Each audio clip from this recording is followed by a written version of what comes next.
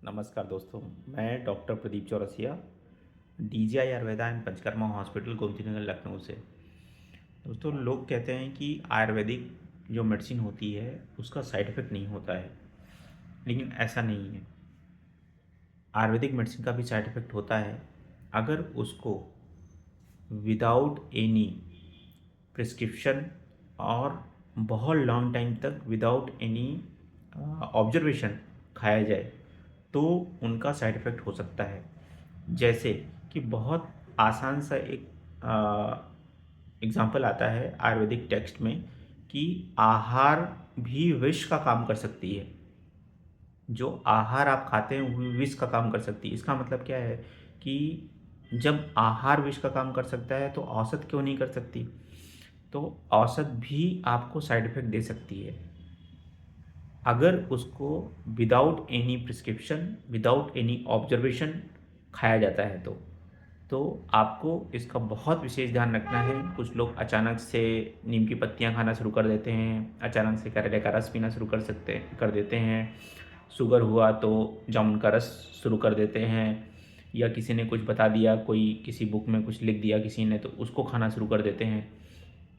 तो ये जो भी पॉइंट कहीं पर लिखा हुआ है या फिर कोई भी किसी चीज़ को बताया, जैसे जामुन का रस है, जामुन का रस अगर आप डायबिटीज़ के पेशेंट हैं और उसको तुरंत से शुरू कर देते हैं तो देखिए, अगर आप में कौन से दोष का डिसबैलेंस हुआ है ज़्यादा जिसकी वजह से आपको डायबिटीज़ हुआ है, उसके अकॉर्डिंग ही जामुन का रस आपको फ़ायदा करेगा।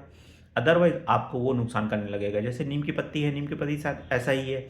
अगर नीम की पत्ती दोषों का अगर वो डिसबैलेंस नीम की पत्ती के लिए सूटेबल है तभी नीम की पत्ती आपकी काम करेगी, अदरवाइज़ नीम की पत्ती आपकी काम नहीं करेगी और वो साइड इफ़ेक्ट करेगी।